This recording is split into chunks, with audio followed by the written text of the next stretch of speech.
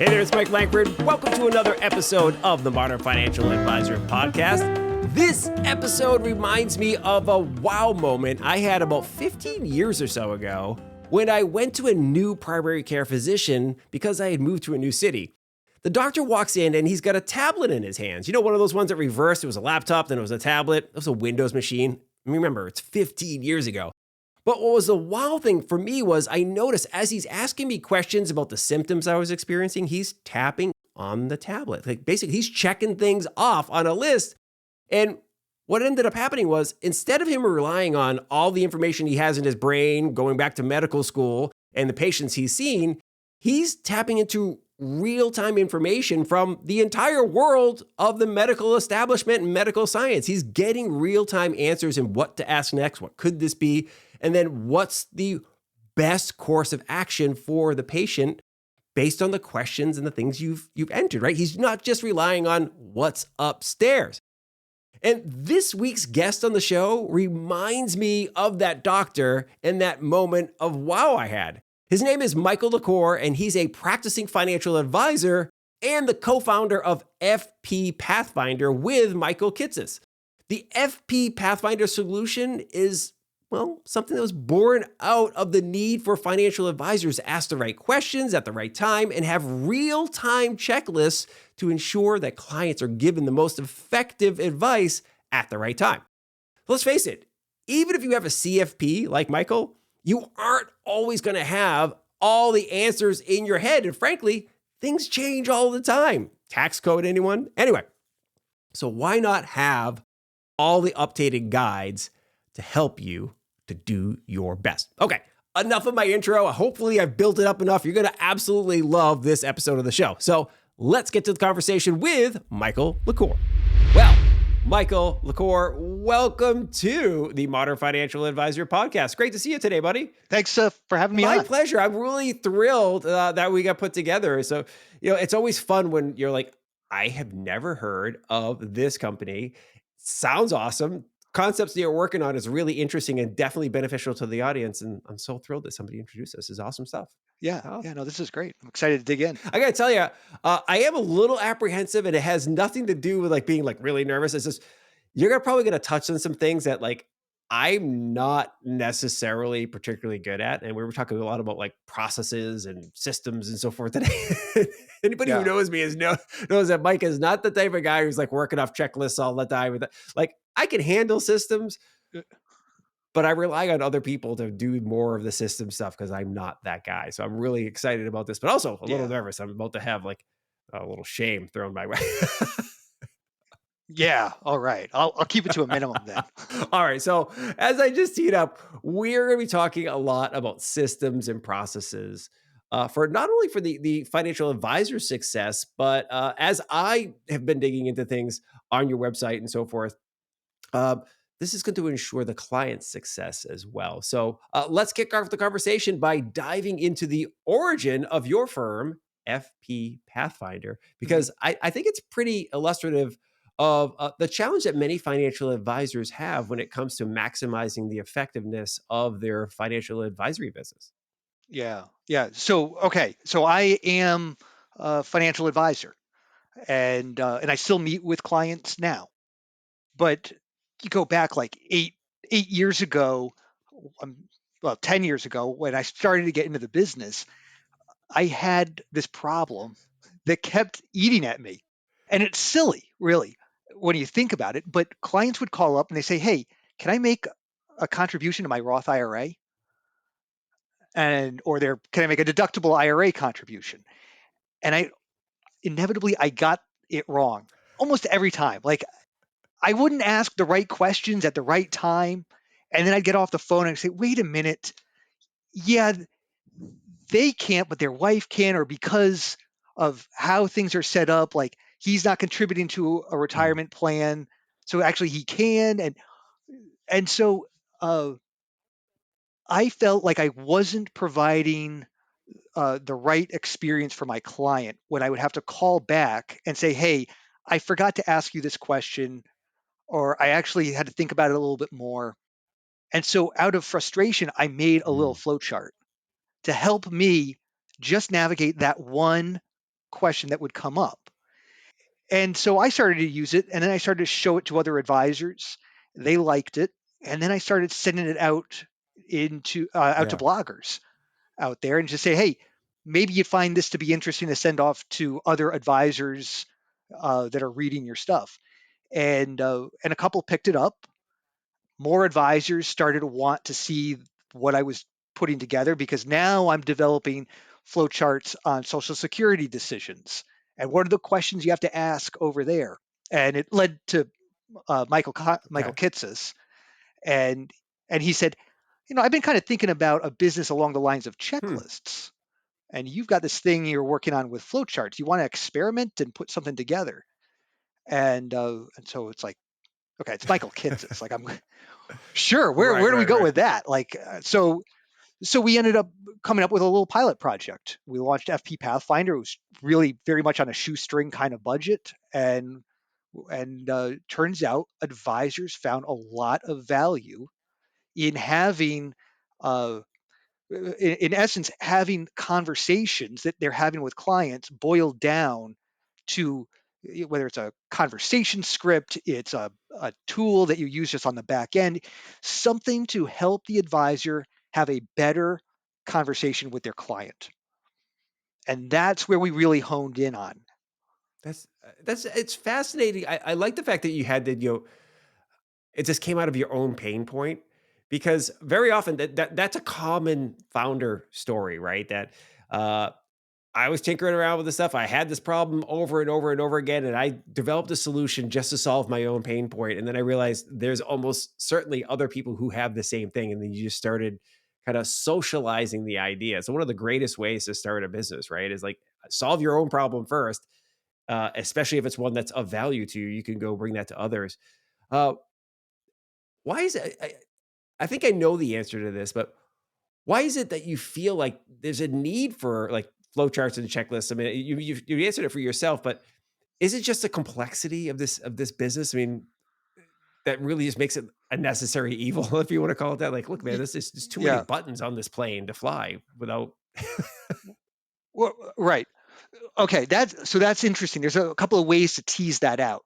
There's a group of advisors out there where they're saying it's just so complex.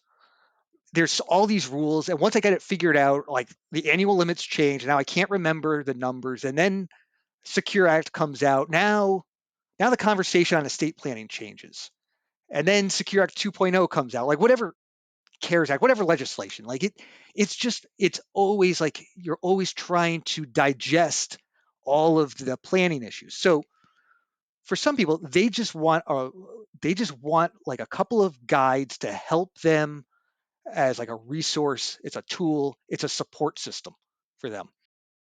But then what we found, and this is kind of as the business has evolved, uh, a group came and they're going, actually, we want to put this in front of clients. We want to walk through this together. We want to have we want to uncover these planning Mm, conversations and these issues to talk about together. So they're taking the checklists and the flow charts and they're showing it to the client saying, hey, you're going through a retirement. let's let's go through that retirement together. Here is a list of 30 planning issues that we're going to go through. Let's start to figure out what do we have to cover before we can actually say you've got our blessing yeah. for retirement. And so now in this case, this is helping the advisor create the agenda. What are we actually going to talk about in those Hmm. planning meetings? And then there's this third aspect where we're seeing a lot of growth where they're saying, look, we actually want to systematize this stuff even more, like systematize how we have these conversations, systematize how we uncover this with our clients. And here, this is where it gets more into like the advisor is sending a link to the client saying, hey, before we meet, go ahead, check these boxes, like go through Yeah. this checklist. And then when the client fills that out and it comes back to the advisor, now the advisor's walking into the meeting not trying to uncover things. They've already uncovered everything. Now they're going in and saying, we're going to solve this stuff. I've already done the research. I've put together some plans. Let's talk about the issues we uncovered already. I love that so much. It's great. It's like instead of coming in to the meeting and going, okay, so what's on your mind? Here's what's happened since the last time we talked. Here's where the markets are. Here's what here's how your money's grown or not grown or whatever. Yeah, yeah, It's saying, hey, let's have a vibrant conversation when you come in here. And it's funny. This reminds me of something you and I talked about during our prep call. You mentioned that part of the inspiration for the checklists came from the checklists that doctors follow to avoid complications. And I'm reminded of my right. own health journey because I go to a cardiologist. I'm at that age now where they say you should go see your cardiologist. And every time before I go to see him, something very similar to what you just described happens. I get an email that says, okay, here's what life has been so far since we started testing and all the stuff that you do on your for your cardiac health. Oh, yeah, that sounds about right. Anyways, for your heart health, Yeah, that sounds you know, and works exactly. for And then for and us. then there is a series of kind of like checklists to go through, like of asking questions, like, hey, answer this questionnaire, like any medicines have changed, any behavioral changes, all this type of stuff. Anything you're concerned about, blah blah blah, so that when I go into the doctor's office, the conversation can start with that. And then here's a little funny thing, and maybe this is part of the journey you're doing as well. He asked me to kind of recite back to him a little bit, like, okay, what are we doing here? Like, why are we trying to do the things we're doing, and how do we get here, and then what are we trying to accomplish in the future? I think it's really interesting. I guess long-winded way of saying, uh, what is it about checklists and flowcharts that translate into a better financial relationship with clients? And I think you've touched on it a little bit, but to me, it feels like there's a deepening of the relationship here because I certainly feel a connection to my cardiologist, and I think the doctors that you're describing feel the same. What is it about that helps the relationship? Well, okay, that's kind of moving into this Yeah. other aspect here where uh, this helps create. It helps to show that the value that advisors are Mm, providing. So you go back earlier on, you had mentioned about advisors that just show up to a client meeting and they're like, "Here's yeah. account performance. What's on your mind?" Okay, so that's kind of reactive. What's the value you as the advisor are bringing to that relationship? And what happens when you don't do that? Like you start to Mm, worry. Are you providing enough value? Is somebody else going to come in? Am I going to get left behind? Are they going to leave yeah. at some point? So the theme that we keep seeing, and I talk about this and write about this a lot, is how can we keep providing more value? And it doesn't have to be complex technical things, but just saying what are the right things to talk with our Right. client about at the right time, that provides value. And so if you get a week before you get an email from a client, or sorry, you're getting, you as the advisor send this Yeah. email out and saying, hey, go through this checklist, and it prompts the advisor or the client to say, oh, you know what, I'm thinking about buying that house. I'm glad that I wasn't actually going to mention that because I'm pretty much Yeah. locked in on it, but now that you're mentioning it, I am doing this. Because what we see is that an advisor that just comes in and says, hey, what's on your mind? They might not actually, the client may not know to raise all of Right. those different issues that are actually going to have a really big impact on their financial plan. Or that, like stones that we should be unturning don't actually get unturned because we don't know about it. It's it's really interesting. I've often said that there's very few financial advisor emergencies, so it's a relatively low stress job in that respect, right? That you're not going to have the panic call too often that needs emergency action occasionally, right? So somebody's buying a house, or getting a Right. divorce or whatever, and suddenly it's just the bleep has hit the fan, and I need money now or whatever.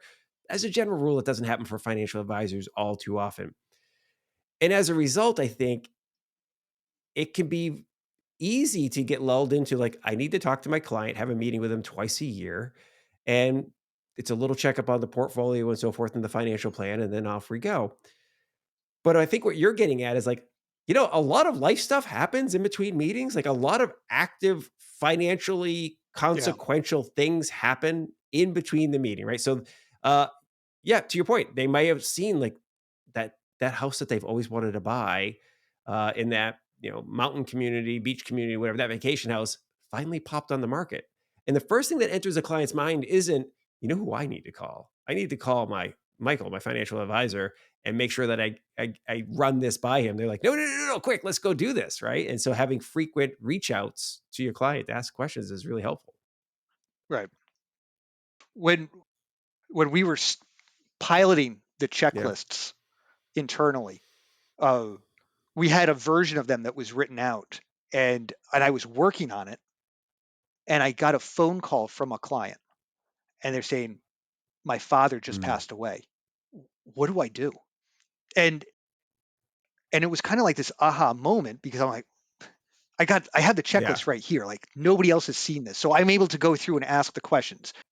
And then we started asking around, like, well, what do other advisors do when they get that call, that panic call? Like sometimes, in some cases, like a death, you might be one of the first True. calls Yeah. they make.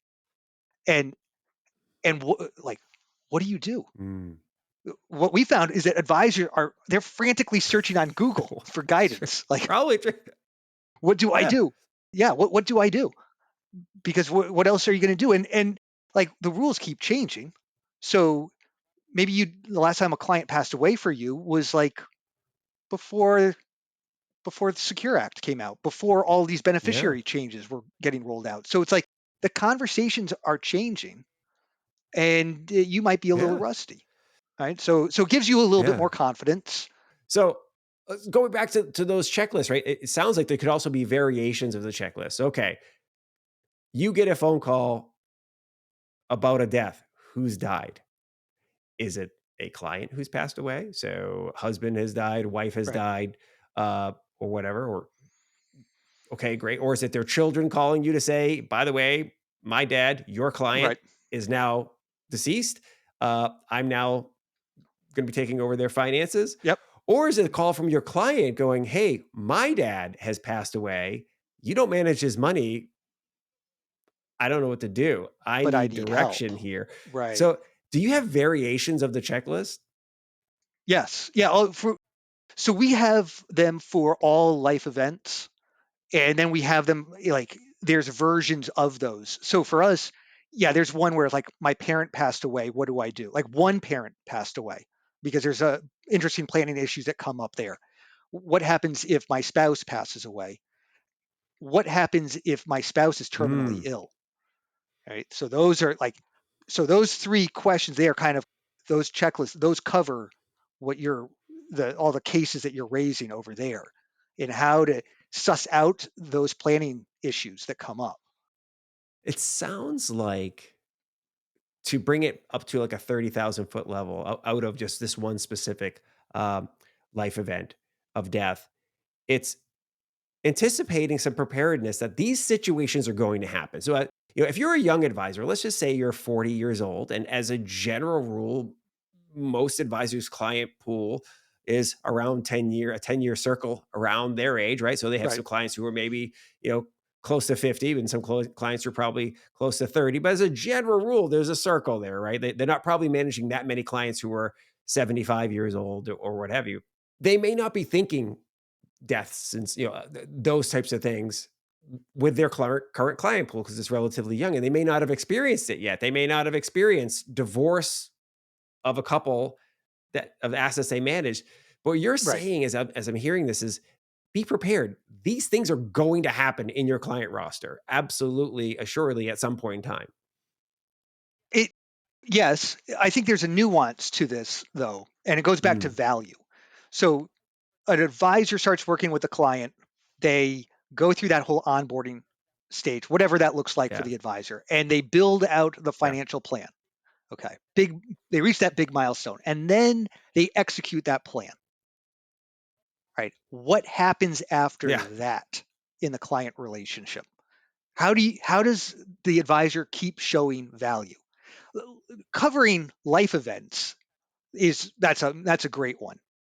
But it's not where more and more of our advisors are using us is how do we just keep uncovering other planning issues. It's a productivity aspect. It's not necessarily like we save you a lot of time. It's within the same amount of time, you're going to uncover more stuff and Mm, you're going to provide more value to your clients. makes sense.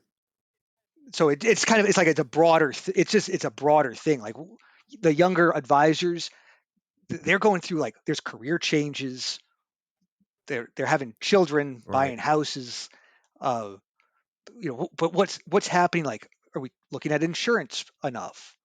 What's happening there? Well, or obviously we look at investments, but it's it's these ongoing conversations to try to provide more value to the client and do so in a systematic way.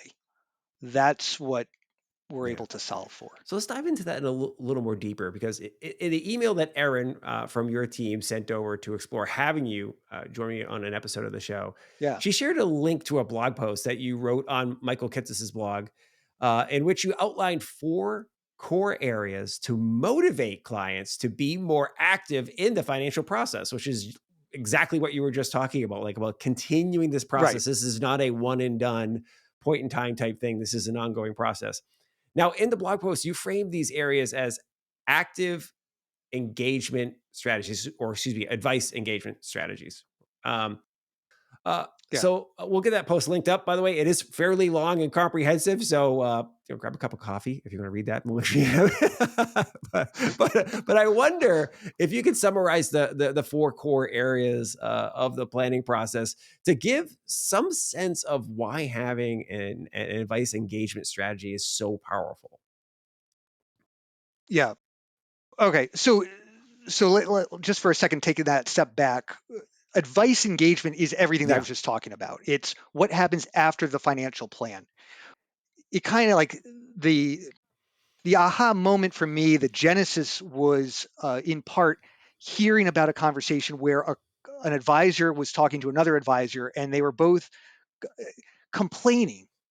I think that's the right word about clients that they didn't think were Hmm. good clients, and so they're saying, well, what makes them not a good client? And the other person answered, they don't take my advice. They don't follow up on my emails enough. And that became the interesting aspect there because that wasn't necessarily that there's something wrong with the client. That means they were disengaged with the process. And so within financial planning, there's a bunch of different ways that you could look at this. But uh, and I cover a lot of that in the article. But in essence, it's how do we get more engaged in providing advice? How do we sell the advice? Not sell to get a new client, but how do we sell that the recommendation? And so we kind of go into different areas that advisors can consider. And some of that is how do I teach you? How do I educate you about the benefits of this strategy? When you go to the dentist or go to a doctor, they will they give you a recommendation, do this, and they're handing you Right. some literature. All right. There's psychological reasons why they actually give you that when you could just go back and just as easily Google it. Right. There's something there. There's a lot of research around that and why they do it. There's something too about the fact finding that's really important.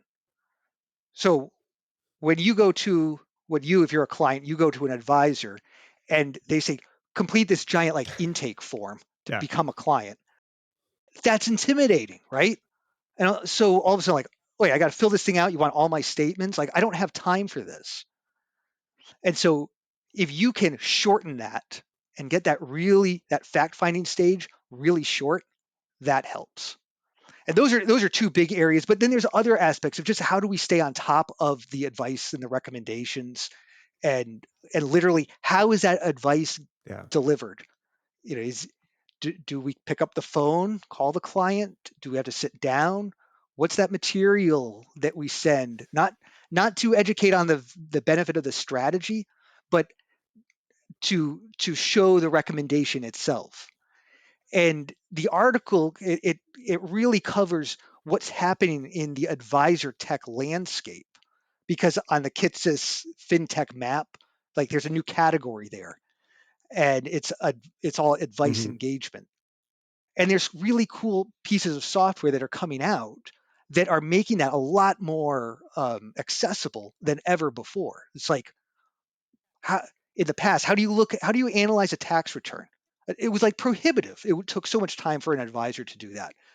Now you have Holistiplan. You can upload the tax return. You get this amazing report that you can give to the client. It helps to uncover planning issues right there in that report.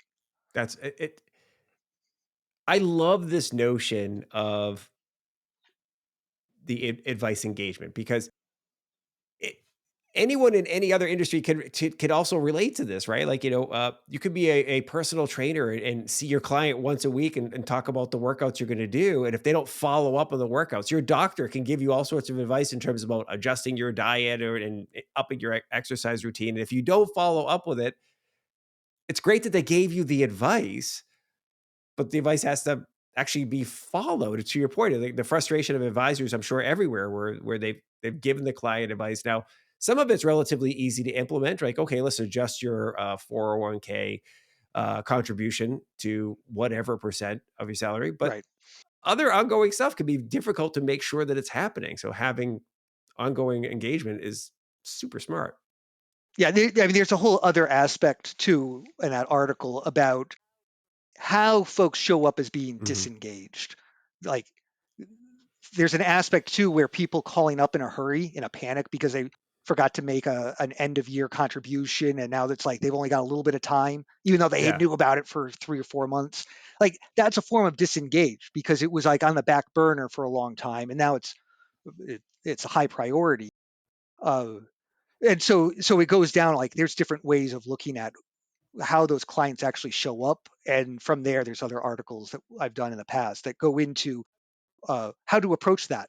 There's different strategies to accommodate that or to try to prevent the the disen how that disengagement shows up in an Yeah. advisor's business. I want to tackle one thing that I imagine might be rattling around in some advisors' heads as they're thinking about having their clients be more engaged in this way and Right. almost giving their clients homework to do as it feels. Because one thing that jumps out to me uh, is there might be a delicate balance, right? Of the I'll do it for you, which I think is somewhat at the core of the relationship that many advisors have with their clients. Like, I will manage your money for you. I'll manage your investments for you. Hmm. I will give you a financial plan that's easy to follow. I will guide you towards setting these goals. And if we do these steps, contributions, and invest this way, we're going to get there. If you have this type of insurance that we're going to get you, you'll be protected from these risks, right? Um, but it does feel like there's a little bit of a shift, not all the way to the DIY, do it yourself type of continuum, but it does feel like we're nudging clients a little bit over there. Um, have you had pushback from advisors who are worried about this, or how do you guide them into understanding that this is best for their business and best for their clients? Right. So that's there are some advisors that will, like, we offer three different Okay. membership levels for our software, and there are a group of advisors that I think that you articulate that well for. They want this as an internal tool. Mhm. It's just a support tool. Clients will never know that there's a checklist or flowchart. Then there's a group where uh, they're putting this in front of their clients and they're saying, look, retirement's Mm. complicated. This is the checklist. These are a lot of the issues we're going to look at, but this is our map. I'm going to be your guide. I'm going to walk you through this journey together, and let's get started. All right. So it's really like a map guide taking the client on a journey kind of experience. Uh, in terms of actually shifting this over, it's we're asking more questions. That's the key part here. We will let's get into the in the mindset of asking our clients more questions so we can uncover planning Right. opportunities. We're not actually suggesting, these guides don't actually make the recommendations. They don't supplement what's going on. Much like a pilot that flies an airplane who's using a checklist, you can't hand that checklist off to the passengers and they are able to fly the plane. Yeah. Good It point. it's it's a support tool. And for some advisors, that support tool, they want to put it in front of their clients and incorporate that into their process a bit more. Love it. It's interesting to me. It struck me as you started to describe that is, and you talked about like there's different processes. Like some advisors will, have the checklist. The clients don't know they have the checklist, and they're going to keep it to themselves. And then others who are going to be at the opposite end of the spectrum of like being very engaged with the clients. It strikes me that like an advisor could have both of those plans depending upon the client, because some clients, we've all had them, like people you work with who they're very much involved in everything you're doing. They're asking lots of questions. They're sending suggestions. They need to know, like they're just the way their brain is wired is like they need to know what's happening all over the place. Whereas there are some clients who are like, "Yep, here you go. That's why I hired you. Now I'm going to go play golf, or I got to go do my work. The thing that makes the money that you're managing for me. I'm busy with that type of stuff." It's nice to have the tools, right? Like it sounds to me like this framework is and the tools, the checklists and the flow charts are stuff that can aid those clients who might be a little more needy, or not needy is not the right word, but you know what I'm saying, like action Yes, oriented. it's the Yeah, level of engage. That's the point. They're on this other end of yeah, the engagement side, and sometimes they can be over engaged. They want to be so involved that they're yeah, calling you up all the time. So how do you help that, right? Um, there's this case where an advisor, it was in September, they sent out an email to all of their clients, and they said, right now we're looking at doing Roth conversions right now. We want to look at them now so we can do them before the end of the year. Here's all the cool reasons why you should consider a Roth conversion. Now let's see if you're yeah, eligible. Open up this flow chart, walk through this flow chart, and if you get to the end over here and it suggests you are eligible to do one, give please schedule a time yeah. so we can talk. So in that case, he's actually screening his clients to find out who's interested and who's eligible. And what he found was there were some clients that he would never have guessed would have wanted to do a Roth conversion. Like wouldn't have even bothered Yeah. to reach out to them. But something changed in their life. And all of a sudden they wanted to do that. And so and then because he went through like a screening aspect, there were some clients where they they wanted to, Yeah. but they can't. But it opened up the door for different kinds of conversations. And for him, he's like, that's it. I need one flow chart. As long as you guys keep it up to date, which we do, I'm going to just use that, and I'm going to be a happy camper. That's all. Yeah. You just answered a funny question that like I'm not sure if we tackled in all of our half an hour or so of talking so far. You keep it up to date, the flow chart, the checklist, right? So, it's great to recommend these things to somebody like, hey, you should have a checklist of things that need to be done, or a flow chart of like, how do I handle estate planning based on a client's whatever their situation is, and walk them through the process. You're actually keeping this up to date with what is changing in the landscape for a financial advisor and their clients, right? Versus them having to remember what are Exactly. the Right. the Rosh conversion rules, what are the contribution limits, and so on and so forth. Very important stuff. Yeah, and that's where it becomes a challenge because those rules keep Yeah, changing. absolutely. Yeah, it can make your head spin. I hate to. I think any advisor who's listening or watching this episode is like, yeah, this stuff does make your head spin occasionally. You just like, and I think that's the reason why. By the way, some advisors see the value of getting into financial planning, as an example, or offering insurance, or offering some form of tax planning in their business. But as soon as they start to dip their toe in, they get a little like, oh my God, my head is spinning here, man. Like there's Right. so much Right. stuff. I'm good at this other thing. I've been doing that for 25, 30 years. If it ain't broke, don't fix it, or whatever. Even though I know Yeah. my business may have some risk in it if I'm not starting to add these other services. Yeah. So that's an interesting point. And there's actually this theme that we've been seeing where the whole concept of the annual client review Yeah. meeting is starting to change a bit, where they're looking for more advisors are looking for more ways to bring value to a client outside of that annual meeting or the Yeah. biannual meeting, like whatever it is, like how like looking for more excuses to reach out with actual like here's value, not just hey how's everything going, I just looked at your performance. I just checked beneficiaries. Like Yeah. everything looks great. I just looked at your Monte Carlo simulation. Like you're good. But it's like, hey, it's been a couple of years since we've gone through estate planning. Like we should talk. Like take a look at this checklist. Like go through the Yeah. system here. And uh, that doesn't mean that they have to be the Yeah. technical expert. But it's like, okay, hey, we see something here. Like, okay, I think we should refer you off to an attorney over here. Let's talk to them or go off to a CPA. It's not about them necessarily having to be the expert in tax and estate planning, but being able to uncover the issue enough to be able to say, this is something, but these other people, they're going to do the work. Like that's a big aspect that we see as well. 100%.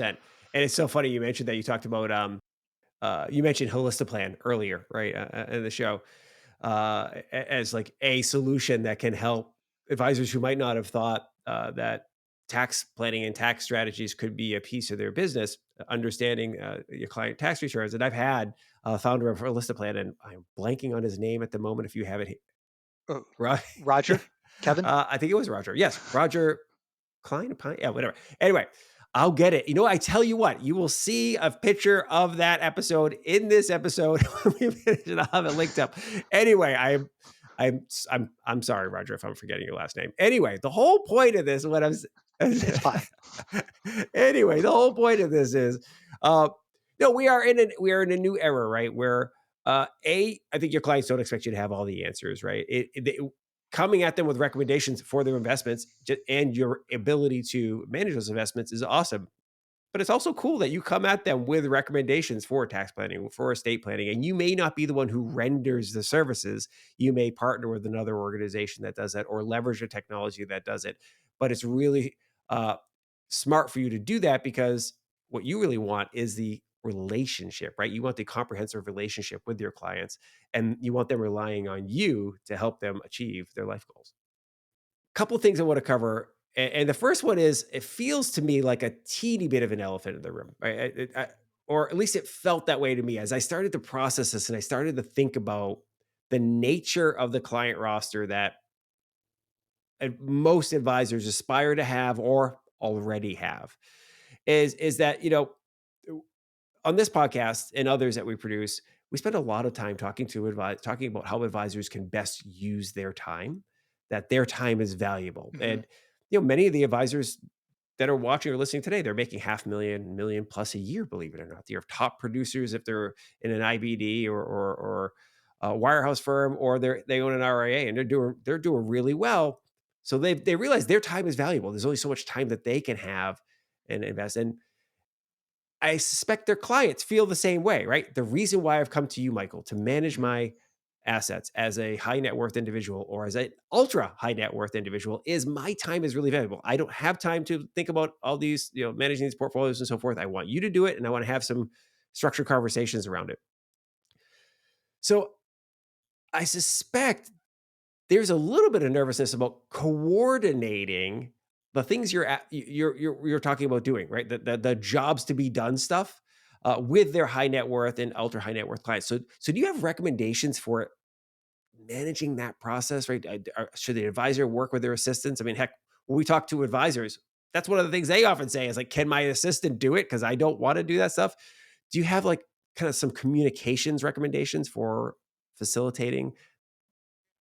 Yeah. So when the way we've seen, especially larger, well, adv- advisory firms that are growing, where there's Mhm. maybe some people like if this advisor, if he's gotten to the point where he has like advisors that are working Mhm. for him or her, uh, there's a training aspect. There's also just a consistency of advice aspect too. So we see firms coming to us saying, look, I like what you guys are doing, and I want all the advisors that I work with to be asking these kinds of questions Yeah. to their client, to our clients. And so in that case, it's just like a let's level set the quality of advice and the quality of the conversations we're having across the board. So whether the client is working with advisor A or advisor B, they should still uncover the same Yeah. planning issues. So then there comes down to this other aspect, the jobs to be done. Now this goes down to like a high net worth individual as the client or ultra high net worth. The reason they might be coming to you is different than somebody Mm, else. And so what they're valuing, the job they want you as the advisor to do may be different than right. somebody else, like somebody with like a mass affluent kind of person. And so there it's more about how do you set up your services? What are the values that you're trying to provide? And there's this came out, I don't know, I'm going to say like 10 years ago, Harvard Business Review came out with this article where it was the elements of value framework. And if you just search for elements of value HBR, it comes up. And it's a triangle showing the all of the different aspects of value that businesses can provide to consumers. And as when you look into it, it very clearly you can apply a lot of the principles that you see there to what we as advisors do for clients. And an advisor might, with some clients, maybe those clients they just want Yeah. to save time. I don't want to deal with it. I don't want to know like all the ins and outs. Just take care of it. All right. So the value, the reason they're hiring the advisor is to Yeah. save time. Okay. So they're buying their time. That's what they're doing. But as they move up, it might not be that case. It could be heirloom aspects. Like, I want this stuff, all this hard work, I want to turn this into an heirloom. I'm hiring you to take this wealth and get it down to the next generations appropriately. And I need help on that front. Or maybe it's just like in terms of like, I need access to different investments, right Right. people, the right introductions because I'm a small business owner and I want to be able to sell my business and I hear you're the right person. So within a lot of those, there are checklists and flowcharts that can help with uncovering some of that. But if you step back, really a lot of that is just how do you frame how do we as advisors package up the value that we're providing to clients, but packaging it up in a way where the client is going, yes, that's what I Right. need help with. You know, I don't need to just like avoid. I'm not looking for you to help me avoid probate and like how like the beneficiary designations. Like that's what some people want. Others are like, no, because I want my kids, my grandkids to have this amazing college education. And my gift to them is this. Two different ways of pitching that and Yeah. talking about that. Tell you what, by the way, sounds like you could have a checklist on that. When you start talking to the new ultra high net worth client, here are the things you want to ask them, right? You're like, Right. hey, what type of engagement do you want to have? We talk about, and I know this probably already exists in the process, but like, when you think about, the legacy you want to have, what does it look like and what does it look like for those heirs? So there's actually we have a checklist, and this is a whole interesting aspect. Uh, Research came out a couple of years ago that talked about goals and how do you define goals. And the research basically found out that if you walk in and you ask your client, what's your top financial goal? You're going to get a couple of answers. All right, you're going to get one or two Yeah. answers typically. If you present them the list of possible goals to pick from, akin to you going to a restaurant and the waits have handed you the menu, you get to look through the goals you pick off of when you see like possible goals, radically different. Like if I just ask you what your financial planning goal is, your top one, you're going to give me one answer. And if I give you this, most likely you're going to change your answer. So we have a flow chart or a checklist out there that's just goals considerations. And so we've got advisors that are using this early on with new clients, but also throughout the whole planning process of saying, okay, it's been a couple of years. Let's revisit this conversation about what's most important to you. And then you might see the conversation change. It's like, actually, investment stability, not as important now because I want actually to take more risk because I want this money to go to the next generation. And the goal changes. That's really smart. Number one, I think most financial consumers aren't aware of all the possible financial goals. I mean, they're part of the reason why, even if they are ultra high net worth individual, that they're part of the reason why they're sitting across the table from you is they have a level of discomfort with the financial planning process, right? They don't know the things they don't know. They're Right. coming to you for your expertise, for your guidance, right? So your wisdom, because you've walked down this path with a lot of different clients and you've studied this concept. So it makes sense that they would have a different idea of what's possible because they don't know than if you gave them all of the possibilities or all of the areas of interest that might be there for them, right? It's kind of like when a kid goes off to college. I've got one who's going to college here in a couple of months. You know, he's got a Oh boy. a mindset of what he wants to study, what his major is, and I think he's got a good direction there. But I will not be surprised if he changes because why? He's going to be exposed to there was other stuff that I could consider Right. studying. Like Yeah. maybe that's a new thing. So I think it's a really smart idea to present your clients with that wider range of possibilities, the menu as you described it. So we're getting close to the end here, and I wanted to bring it on home with a quick chat about what you've termed micro engagements, because I think as with a lot of these transformational solutions, advisors and clients, but I think primarily advisors can feel a little nervous about jumping in the pool in the deep end, right? They just say, "Oh God, this is going to be a lot of Yeah. work." As we've talked about, sometimes your head spins when you think about making a big change or adding something to your business. So I love the notion of micro engagements as maybe a way to dip their toes in, right? So why don't we spend a little bit of time there? Talk about the value of micro engagements, maybe even define it first, and then talk about the value of like how an advisor can Sure. kind of get the ball rolling. Yeah. All right. So we started to touch upon this, but it kind of taps into this pain point or this concern with advisors wondering, are they providing enough value Mm, to their clients?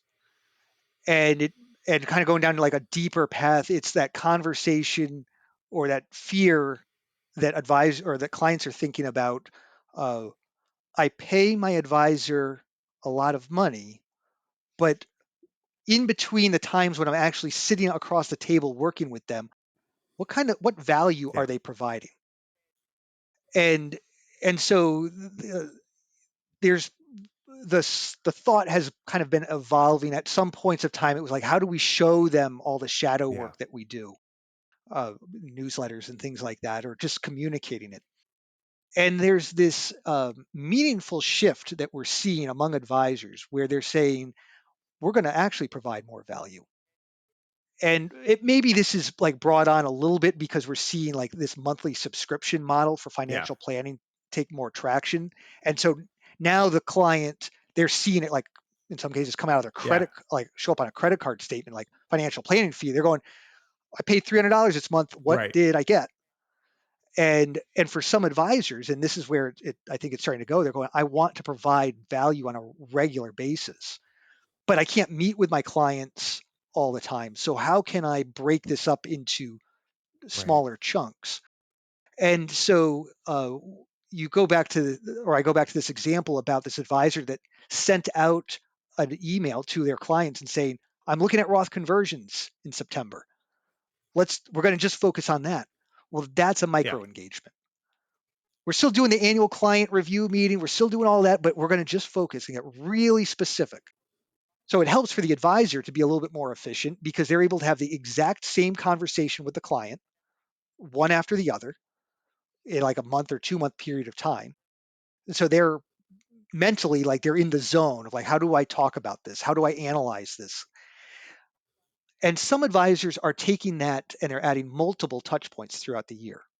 And I remember the first time I talked to an advisor that was doing this, I was like, so how do you do your business? How do you structure it? And he goes, I send 4 emails to clients a year. hmm, I was like, well, what does that, what do you mean by that? He goes, okay, I send all of my clients an email in January saying we're going to look at taxes for the first quarter. I don't want to talk with you about anything else other than okay, taxes. And then at the start of the next quarter, so like right after, I guess right after taxes are done, so like mid April, he's sending another email out going, I'm just going to look at investments and cash flow for the next 3 months. If this is interesting, if this is something you want to cover or talk about, reach out to me. I'm going to be doing the work anyway. But if you want to talk about it, that's what we're talking about. And then the third quarter, it alternated. It was estate planning 1 year, like looking at beneficiaries, and then it was insurance reviews, was like they Yeah. flipped each year. And then the end of year, it was just end of year Yeah. planning opportunities. So he found he didn't have an annual client review meeting. He sent out 4 emails a year saying, I'm inviting you to reach out to me and we can talk about things that are on your mind over here. I'm still doing the work, but this is what I'm focused on at this time. Love it. Love it. Yeah. By the way, you could make a nice little checklist / flowchart for that for your people as well. Here are some emails you should be sending or contacts you should be sending out based on month and client situation or Oh yeah. whatever. Oh yeah. So that if you zoom out, that the concept there is called the client Yeah. service calendar. And we have that. We've got versions. We've got the letters to introduce all of that. And if you go onto the website, we make all that like Yeah. readily available, just so folks can get a sense of how to introduce that to your Absolutely clients. fantastic. Well, Michael, all of this has been really good stuff. I love the fact that we kind of closed with some actionable stuff, right? And then I hope that encourages people to visit the website, fppathfinder.com, explore more. I've spent quite a bit of time with there, tinkering around and so forth, just looking around. I think there's a lot of value there. I completely get it. Like, again, as somebody who probably should use more checklists in his life, absolutely see value. It'd be great stuff. All right. Well, thank you, sir. Awesome. Thank you very much for listening to and or watching this episode of the Modern Financial Advisor podcast. I hope you enjoyed the conversation as much as I did. Michael's awesome, man. What a really innovative solution. And at its root, simple, but it makes sense. Have updated guides, have the answers at your fingertips. Don't tell your clients you're like, I'll get back to you. Be like, okay, as we're talking, as you're asking me questions, I've got a place to go. Or if we have a routine meeting, let's make sure I asked all the right stuff, right? Love it, love it, love it. Okay, before I let you go, if you haven't done so already, please do make sure you subscribe to the podcast or subscribe to the video show over on YouTube, wherever you like to hang out. We're on Apple Podcasts, Spotify, Google, again, the YouTubes, wherever you like to get your podcast jam on. And if you have a question or a suggestion for a topic or a guest for the show, hit me up. You can just find me. I'm at Mike Langford pretty much everywhere, or just do the podcast at finservmarketing.com. Is that what it is? Or is it MFA? I don't know. You find it. It's on the show. Real easy to find. Okay. We'll see you next time on the Financial Advisor Podcast. See ya. Bye.